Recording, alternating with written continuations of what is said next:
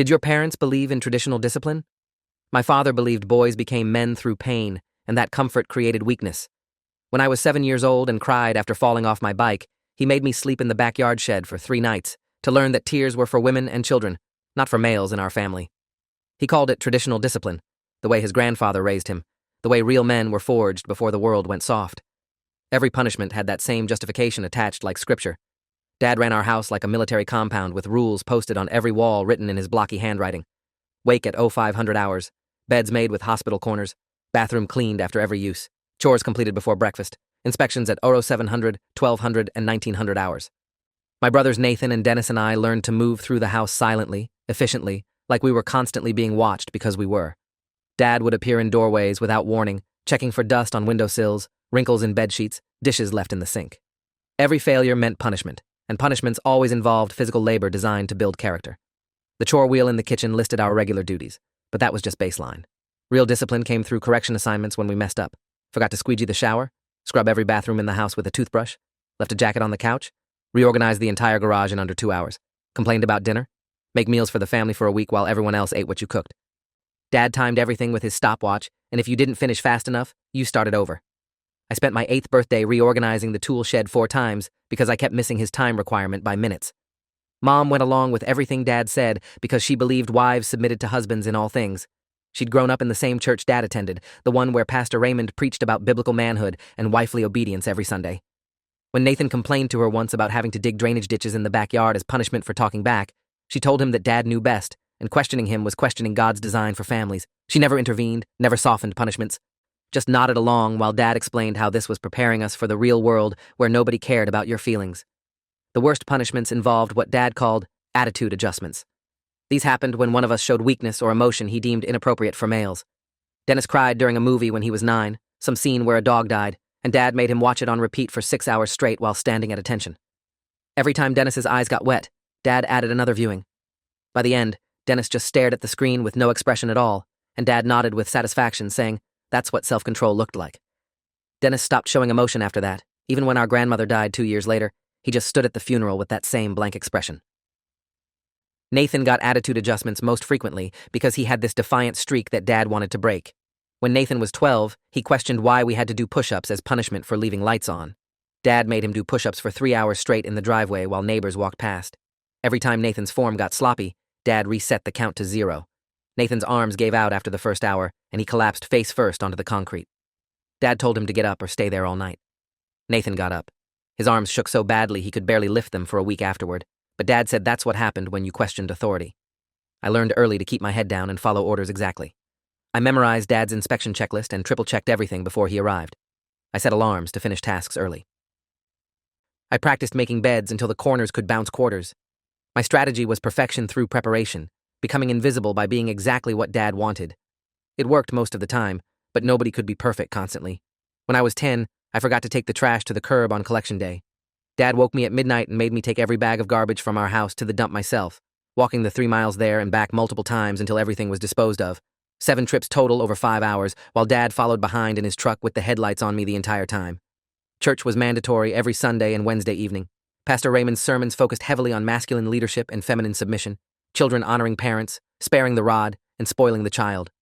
After services, Dad and other fathers would stand in the parking lot discussing discipline techniques like they were comparing workout routines. I remember overhearing Dad tell another man about making Nathan do push-ups, and the guy nodded appreciatively, saying his own son needed that kind of structure. Several families in our congregation ran their homes the same way, with military-style rules and labor-based punishments. It seemed normal within that community, like we were all part of some shared understanding about raising boys correctly. The summer I turned 13, Dad decided we were old enough for real work. He'd started a small construction cleanup business, and now we were his crew. Every day after school and all weekend, we'd load into his truck and head to job sites where we'd haul debris, clean up after contractors, sort materials for recycling. Dad didn't pay us because he said room and board was our compensation, plus we were learning valuable skills and work ethic. The labor was brutal, especially in summer heat, but complaining meant additional punishment work at home, so we learned to stay silent. Nathan was 15 by then, and his body couldn't keep up with the physical demands. He'd always been smaller and thinner than Dennis and me, built more for running than lifting, but Dad didn't accept that as an excuse. When Nathan struggled to carry a bundle of rebar that weighed nearly as much as he did, Dad made him run laps around the construction site with it until he could do it without stopping. Nathan vomited twice during those laps, but Dad just told him to clean it up and keep going. The construction workers on site looked uncomfortable, but nobody said anything. Dad was the contractor's cleanup guy, and what happened with his sons was family business. Dennis handled the work better physically, but it was destroying him mentally. He'd become this hollow version of himself, going through motions without any personality behind his eyes. He never smiled, never joked, never showed any emotion at all. At school, teachers commented on his flat affect, but when they called home, Dad told them Dennis was just mature and focused, unlike other boys his age who were distracted by foolishness. The school dropped it after that because Dad's explanation sounded reasonable, especially coming from a father who was active in church and ran his own business. One Saturday when I was 14, I dropped a box of tile that shattered across the construction site floor. Dad's face went red and he didn't yell, just pointed at his truck. On the drive home, he explained that clumsiness cost money and wasted time, so I needed to learn the value of careful handling through consequence. At home, he had me load and unload his entire truck bed 50 times, moving heavy equipment and materials from truck to driveway while he sat on the porch watching. My hands developed blisters that popped and bled. When I finished 6 hours later, Dad inspected my raw palms and said, "Now, I'd remember to be more careful." Mom watched from the kitchen window during that punishment, and her face showed no expression at all. Later, she put antibacterial ointment and bandages on my hands without commenting on what caused the injuries. I asked her quietly if Dad's grandfather really raised him this way, if this was truly how men in our family were made. She paused for a second, then said, "Dad knew what he was doing, and we should trust his wisdom." Something about her hesitation felt off, but I was too tired and hurting to push further. The pattern continued through my freshman year of high school. School, work sites, punishments, church, repeat. My grades stayed decent because Dad demanded honor roll performance on top of everything else, though he never used academic achievement as his primary focus. Education was fine, but labor built character. I'd see other kids at school talking about sports teams, video games, hanging out at the mall, and their lives seemed impossibly foreign. I had exactly 0 free time and had learned to stop wanting things because wanting led to disappointment. Nathan started researching our family history that year for a school genealogy project. He spent weeks going through old documents Mom kept in the attic and talking to relatives on Dad's side. One evening, he came to Dennis and me looking confused and said he couldn't find any information about our great-grandfather's discipline methods that Dad always referenced. In fact, from what relatives told Nathan, great-grandfather had been described as gentle and permissive, someone who let his kids run wild. Nathan's hands shook while he showed us printouts of family interviews where multiple relatives said great-grandfather never believed in corporal punishment. We sat in Nathan's room after Dad went to bed and talked in whispers. Dennis suggested maybe Dad misremembered, or maybe there were family stories Nathan didn't have access to yet. But Nathan shook his head and said he'd talked to Dad's own sister, our aunt, who lived 3 states away, and she'd laughed when Nathan asked about their strict upbringing. She told Nathan that their father was loving and patient, never raised his voice, and she didn't know where Dad got his current parenting philosophy, because it definitely didn't come from their childhood home. I felt something shift in my chest, this strange mix of confusion and anger. If Dad's traditional discipline wasn't traditional at all, what did that mean? I started paying more attention after that to inconsistencies in Dad's stories. He'd reference his grandfather's methods, but the details changed depending on when he told them. Sometimes great-grandfather made him work construction as a boy. Other times it was farm labor. Once it was logging. The settings and specifics shifted, but the core message stayed the same, that boys became men through suffering and obedience. When I carefully asked Dad to tell me more about great-grandfather, trying to nail down concrete details, he got irritated and said questioning was disrespectful, that I should trust his lived experience instead of interrogating him like some kind of prosecutor. That summer, the work ramped up because Dad landed several large contracts. We were working 10-hour days in brutal heat, hauling materials, digging, lifting, cleaning. Nathan collapsed on site one afternoon, just went down hard onto the concrete. Dad threw water on him and told him to get up, that real men pushed through discomfort. Nathan tried to stand, but his legs wouldn't support him. Dad grabbed him by the shirt and physically pulled him to his feet, holding him there while telling him that weakness was a choice. One of the construction workers finally stepped in and said the kid needed a hospital. Dad waved him off, saying Nathan just needed to toughen up, but the worker pulled out his phone and threatened to call 911 himself if Dad didn't take Nathan for medical attention. At the emergency room, they diagnosed Nathan with severe dehydration and heat exhaustion. The doctor asked pointed questions about how long Nathan had been working in the heat without adequate water breaks. Dad explained we were family working together, and sometimes young men needed to learn their limits. The doctor's expression shifted to something harder, and he stepped out to speak with someone. A hospital social worker came in next and asked to speak with Nathan privately. Dad refused, saying Nathan was a minor and he had the right to be present. The social worker insisted, and eventually Dad agreed, but positioned himself where Nathan could see him through the door window. I don't know what Nathan told the social worker, but afterward she gave Dad paperwork about child labor laws and said she was filing a report with the state. Dad smiled his public smile, the one he used with Pastor Raymond and church members, and thanked her for her concern while assuring her this was an isolated incident of poor judgment on his part. He shook her hand and promised Nathan wouldn't be working in those conditions again. On the drive home, Dad's grip on the steering wheel was so tight his knuckles went white, but he didn't say anything until we got back to the house. That night, Dad made Nathan stand in the backyard holding a 5-gallon bucket of water above his head while explaining that running to authorities about family matters was betrayal. Every time Nathan's arms dropped, Dad added more water to the bucket. Mom watched from the back door, and when I caught her eye, she looked away quickly. I wanted to tell Dad that Nathan hadn't run to anyone, that the social worker came on her own, but fear kept my mouth shut. Nathan held that bucket for 3 hours before Dad finally let him put it down. Nathan's shoulders were destroyed afterward, couldn't lift his arms above chest height for days. Dennis pulled me aside the next morning before work and said we needed to do something. His voice was quiet but urgent, the most emotion I'd heard from him in years. He said Dad was going to seriously hurt Nathan eventually, that the hospital social worker was right to file a report, and we needed to make sure something actually came from it. I asked what we could possibly do because Dad controlled everything in our lives. Dennis pulled out his phone and showed me a voice recording app he'd downloaded. He said he was going to start documenting what happened at home and at work sites. Evidence, he called it, just in case. I felt scared and relieved at the same time. Scared because if Dad found out, the consequences would be unimaginable. Relieved because finally someone was doing something instead of just enduring. I told Dennis I'd help however I could. Nathan joined us and said he wanted to help too. For the first time, we were united in something other than shared suffering. We made a plan. Dennis would record conversations when possible. I would photograph injuries with my phone camera. Nathan would document everything in writing, dates and times and exact descriptions. We'd keep everything backed up to a shared secret email account none of us accessed from home. The documentation started small. I took photos of bruises on Nathan's arms from Dad grabbing him. Dennis recorded Dad explaining during dinner why weakness was unacceptable in males. Nathan wrote detailed accounts of work hours, tasks performed, and punishments given. We were careful and paranoid, deleting any trace from our phones after uploading to the secret account. Every time Dad's footsteps approached while we were documenting, my heart would race so fast I thought he could hear it. A month after the hospital incident, someone from Child Protective Services came to our house. Dad had received the visit notice in advance and prepared us thoroughly. He explained that misguided people who didn't understand proper parenting sometimes interfered in family matters.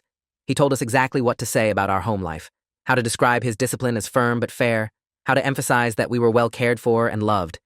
Any deviation from his script would result in severe consequences for all of us. He didn't specify what those consequences would be, which made them more terrifying than if he'd listed them explicitly. The CPS worker, a tired-looking woman named Gloria Sheffield, arrived on Wednesday afternoon.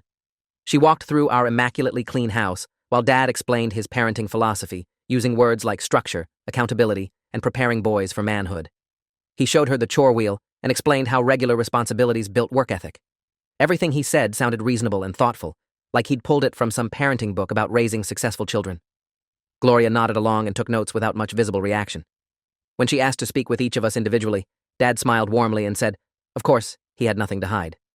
Nathan went first, and I could see him through the kitchen window, his face carefully blank while he answered her questions. Then Dennis, who maintained his usual flat affect. Then me. Gloria sat across from me at the kitchen table and asked general questions about school, chores, and discipline methods. I followed Dad's script carefully because I could feel him watching from the living room doorway. Did I feel safe at home? Yes. Did my father ever hurt me? Only appropriate discipline when I messed up. Did I have concerns about anything? No, ma'am. Everything was fine. Gloria looked at me for a long moment like she was trying to see beneath my careful answers. Then she asked what happened when I got in trouble. I described mild consequences, timeouts and extra chores, the sanitized version Dad had told us to present. She asked about Nathan's hospital visit and I explained it was an accident, poor judgment about hydration on a hot day, something Dad felt terrible about. She wrote everything down and thanked me for talking with her. Her expression gave nothing away. After Gloria left, Dad gathered us in the living room and said we'd done well. He was proud of our loyalty to family and our understanding that outsiders didn't need to know our private business. Then he explained that because of the investigation, we'd need to be more careful about visible evidence of discipline. Work would continue, but at reduced hours to comply with child labor restrictions. Home punishments would need to avoid leaving marks. He said this with no shame or acknowledgement that maybe his methods were the problem. Just strategic adjustment to avoid future interference. The next few months felt like holding our breath underwater. We continued documenting when we could. But opportunities were limited because Dad was hyper-aware of potential scrutiny. He stopped giving punishments that left visible injuries and instead focused on psychological techniques and labor that looked voluntary. Instead of making Nathan hold heavy objects for hours, he'd assign him projects with impossible timeframes and then critique his failure. Instead of making me scrub things with toothbrushes, He'd have me reorganize storage areas repeatedly until I got it exactly right by his changing standards. Dennis's recording captured something significant one evening when Dad was talking to Mom in their bedroom.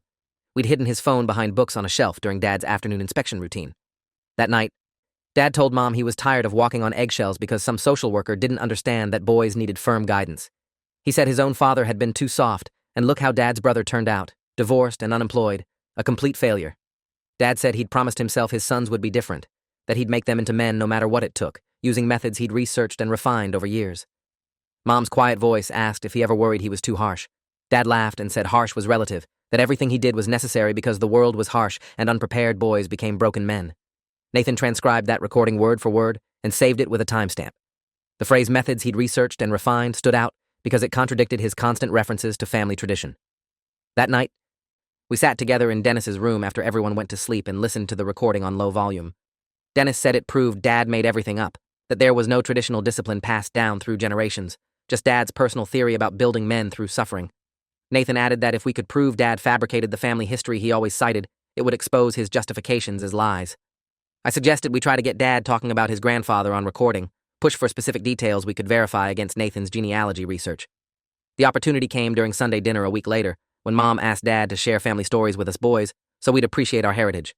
Dad started telling a story about great-grandfather teaching him construction work at age 8, making him carry materials and dig foundations. Dennis had his phone recording in his pocket and asked careful questions. What construction company did great-grandfather work for? Dad said it was private contracting. Where did they work? Various sites around the county? Can you remember specific projects? Dad's irritation showed when he said the details didn't matter. What mattered was the character-building experience. Nathan followed up by mentioning the genealogy project from last year, asking if Dad remembered great-grandfather's military service since Nathan had found discharge papers listing him as a clerk.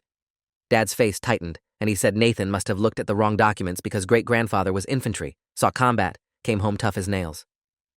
Nathan quietly said the documents listed his occupation, and it was definitely administrative.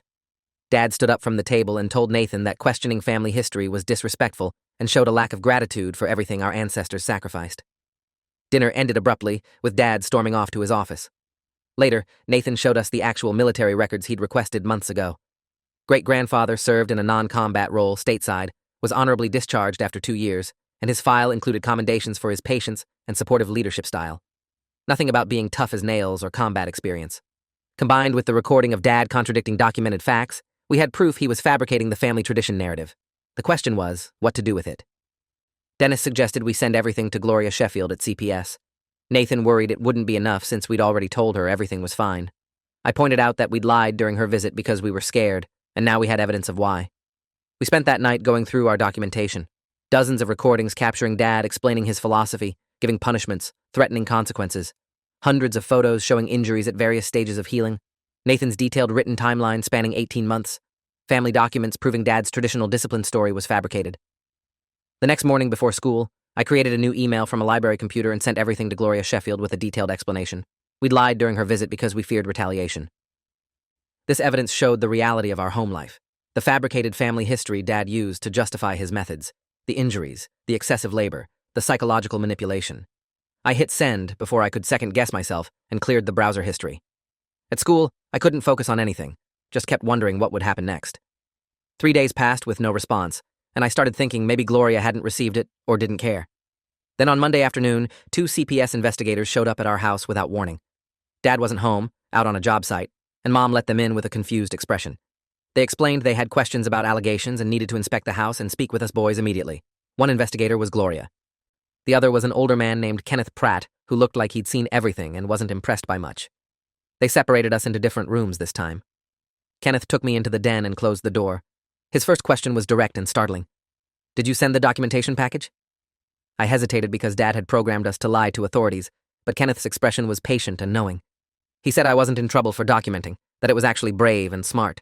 He said they'd reviewed everything and had serious concerns, so I stopped following Dad's script and told the truth. Everything. The punishments, the labor violations, the heat exhaustion incident, Dad's fabricated family history, the threats if we talked. Kenneth listened without interrupting and took detailed notes. When Dad got home an hour later, he walked into the house and saw CPS investigators talking to his sons. His public smile appeared instantly, and he asked how he could help them. Kenneth explained they were conducting a follow-up investigation based on new information. Dad's smile stayed fixed, but his eyes went cold. He said we were a private family dealing with normal parenting challenges, and he'd appreciate if the state stopped harassing them based on misunderstandings. Gloria pulled out printed screenshots from our documentation package and started asking Dad very specific questions. Can you explain this recording where you describe your discipline methods? Can you explain these photos of injuries? Can you explain why you told us your grandfather raised you with traditional strict discipline when military records and family members contradict that? Dad's mask cracked just slightly. He said those recordings were taken without his knowledge and probably edited. The injuries were from normal boyhood activities and work accidents. His family history was personal, and he didn't need to justify it to strangers. Kenneth interrupted and said actually, using fabricated family traditions to justify abusive punishment was something they took very seriously. He said the labor violations alone warranted investigation, but combined with documented physical and psychological abuse, they were implementing an emergency safety plan. Dad's control shattered completely. He started yelling about parental rights and government overreach and how he was raising his sons to be men in a world full of weak, entitled children. He said we were his kids, and he'd discipline us however he saw fit. Gloria stood up and calmly explained that children were not property, and Dad's methods constituted abuse, regardless of his philosophical justifications. Kenneth added that they had evidence of labor law violations, that Dad had been using his minor children as unpaid workers in his business, which was illegal outside very specific family business exceptions. A sheriff's deputy arrived 20 minutes later because Dad refused to calm down. Mom sat on the couch crying while Dad paced and ranted about traditional values and masculine development being under attack. Kenneth explained to all of us that Nathan, Dennis, and I would be placed in temporary protective custody while they completed their investigation. Dad could contest the removal in court, but for now, the evidence warranted immediate intervention. I felt this surreal mix of relief and terror, relief that someone was finally stopping Dad, terror about what came next. We were allowed to pack bags with clothes and essentials. I grabbed my phone and charger and some schoolwork, moving mechanically through the motions. Dennis packed in silence with his usual flat expression, but his hands trembled slightly. Nathan looked shell-shocked, like he couldn't process what was happening. Mom stood in the hallway crying and saying she didn't understand why this was necessary, that Dad only wanted what was best for us. Kenneth gently told her that abusive control wasn't love, regardless of intention. They separated us into different foster placements initially, because they didn't have one home that could take 3 teenage boys immediately. I went with a couple named Gary and Beth Norman, who'd fostered dozens of kids over 20 years. Their house was quiet and comfortable with no military inspection charts on the walls. Beth showed me my room and explained basic house rules that seemed shockingly normal. Dinner at 6, homework before TV, bedtime on school nights at 10. Chores were minimal and rotated weekly. She asked if I had dietary restrictions or preferences, and I almost laughed because Dad never cared about our preferences for anything. That first night, I couldn't sleep in the comfortable bed with its soft pillows. I kept waiting for someone to burst in and drag me outside for midnight punishment. I kept listening for Dad's truck in the driveway. Around 2 in the morning, I finally fell asleep and woke up screaming from a nightmare about Dad making me dig holes forever. Gary knocked quietly and asked if I was okay. I said yes automatically before remembering I didn't have to lie anymore.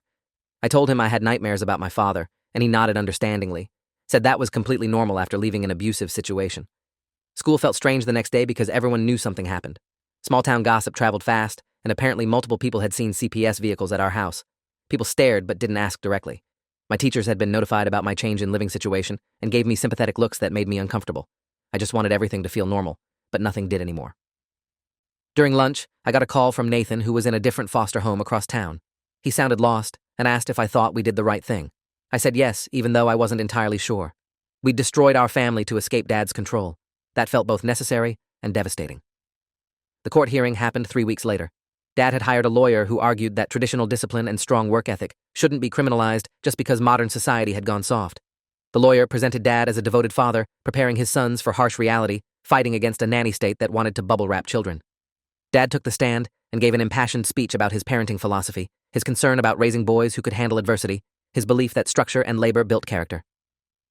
Then the state's attorney presented our evidence, recordings of Dad threatening us, describing his methods, contradicting his own stories, photos of injuries in various stages of healing, Nathan's detailed timeline of punishments and work hours, expert testimony about child labor laws and the physical dangers we'd been exposed to, a genealogist's analysis of Dad's family history claims compared to actual records showing systematic fabrication, testimony from the construction worker who'd witnessed Nathan collapse, the hospital social worker's report. It was overwhelming and damning. The judge listened to everything over 2 days of testimony. Dad's lawyer tried to argue that boys throughout history worked alongside fathers, and tough love was a valid parenting approach. The state countered that there was legal definition of abuse regardless of parental philosophy, that work hours exceeded legal limits for minors, that fabricating family history to justify psychological manipulation was abusive by any standard. When the judge finally ruled, she explained in careful legal language that parental rights didn't extend to abuse, that children deserved protection from harm even when parents believed they were acting in their children's best interest. Dad lost custody pending completion of psychological evaluation and parenting courses. We would remain in foster care for at least 6 months, while he worked with supervised counseling and proved he could parent without abusive methods. Mom could have supervised visitation since she'd never directly harmed us, but she declined, saying if the state thought she couldn't parent, then she wouldn't participate in their system. The judge's expression showed disappointment at Mom's choice, but didn't force the issue. I stayed with Gary and Beth Norman for 8 months. They taught me that normal families didn't require perfection, that mistakes were learning opportunities, that boys could express emotion without being weak. Beth taught me to cook actual recipes instead of just following Dad's efficiency-based meal plans. Gary helped me with homework without making it a test of character. Slowly, I started remembering what it felt like to be a regular teenager. Dennis ended up with a family that specialized in kids with attachment issues. His foster parents were patient and gave him space to process at his own pace. I talked to him weekly, and gradually his flat affect started cracking. Small expressions would slip through, tiny moments of actual emotion. He told me his therapist was helping him understand that shutting down had been survival strategy, but he didn't need to survive anymore. He could actually live. Nathan's placement was with a family active in a different church, one that preached about God's love instead of fear-based obedience. He started questioning everything Dad taught us about faith and masculinity and what men were supposed to be. His foster parents encouraged the questions instead of punishing them. Nathan told me once on the phone that he was learning he didn't have to earn basic human dignity through suffering, that he'd always been worthy of kindness just for existing. The 3 of us met for supervised visits once a week at a family center. A social worker sat nearby while we talked and slowly rebuilt our relationships outside Dad's control structure. We weren't just suffering brothers anymore. We were actually brothers with personalities and opinions and different ways of processing what happened. Nathan wanted to forgive Dad eventually. Dennis wasn't sure he could. I was somewhere in the middle, angry, but also sad about what our family could have been. Dad completed his psychological evaluation, and the results weren't good. The psychologist's report described narcissistic tendencies, rigid thinking, inability to accept responsibility for harm caused, and deep-seated beliefs about masculine development that bordered on obsessive. The recommended treatment plan was extensive. Years of therapy to address core issues. Dad refused to participate meaningfully, showing up to mandated sessions but not engaging with the process. His position remained that the state was wrong and his parenting was right. Mom filed for divorce 8 months after we were removed. She told the mediator she couldn't reconcile her belief in supporting her husband with the evidence of harm to her children. She'd spent months in her own therapy working through how she'd enabled Dad's abuse by staying silent, and she wanted supervised visitation with us if we were willing.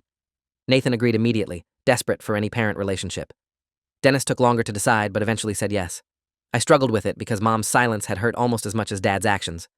But her lawyer provided copies of her therapy records, showing genuine effort to understand and change. I agreed to try. Our first visit with Mom was awkward and painful. She cried and apologized and said she'd failed us by not protecting us from Dad. She explained that she'd been raised to believe questioning husbands was sinful, and Dad's confidence had convinced her he knew best. None of that excused her choices, but she wanted us to know she understood her role in our suffering. Nathan hugged her. Dennis kept his distance. I sat somewhere in between, wanting to forgive but not quite there yet. Dad never admitted wrongdoing. His supervised visits, the few times we agreed to see him, consisted of lectures about how we'd betrayed family loyalty, and someday we'd understand he'd been preparing us for real life. He still believed his methods were correct, and we were too young and corrupted by weak modern thinking to appreciate them. After 3 miserable visits, all 3 of us decided to stop seeing him. The supervisors said that was our right, and Dad couldn't force contact. The labor investigation resulted in fines and business penalties for Dad. The state found he'd violated multiple child labor statutes by having us work excessive hours in hazardous conditions without proper compensation or safety measures. His business license was suspended pending compliance with regulations. He blamed us for destroying his livelihood, sent angry letters through his lawyer about ungrateful sons ruining everything he'd built. His lack of accountability only reinforced that we'd made the right choice. Gary and Beth eventually asked if I wanted to stay with them long-term instead of going back to Mom's house. They'd grown attached, and I had too. I asked what Dennis and Nathan thought, and Dennis said his foster family had made the same offer. Nathan wanted to try living with Mom again, believing she'd genuinely changed. We talked about it together and decided we didn't need to make the same choices, that we could have different relationships with our parents without betraying each other. So I stayed with Gary and Beth officially through guardianship transfer. Dennis stayed with his family. Nathan moved in with Mom. 2 years later, I'm 17 and applying to colleges. Gary and Beth support whatever path I choose without pressure or expectations tied to their approval. I still have nightmares sometimes about Dad's punishments. Still flinch when I mess something up expecting consequences. My therapist says trauma recovery isn't linear, and that's okay. I'm learning to be imperfect without panic, to to pursue things because I enjoy them, instead of to avoid punishment. Dennis graduated early and started technical school for computer programming. His emails are longer now, more personal, and he uses emojis sometimes, which seems like a miracle given where he started. Nathan texts me photos from his new church's youth group activities, looks genuinely happy in ways I never saw at home. Mom sends occasional messages asking how I'm doing, respecting my boundaries about contact frequency. Dad sent one letter on my 17th birthday saying he hoped I'd come to my senses someday. I didn't respond. Last month, the court finalized that Dad's custody rights were permanently terminated based on his refusal to complete treatment and continued denial of wrongdoing. He could petition for contact when we turned 18, but couldn't force it. The judge's final statement said that traditional discipline meant teaching and guiding children, not breaking their spirits through fear and fabricated justifications. She hoped Dad would eventually understand the difference. But in the meantime, she was protecting 3 boys who deserved better than what he'd provided. If you enjoyed this, you'll definitely want to see the next ones too. So subscribe now and let me know your take in the comments.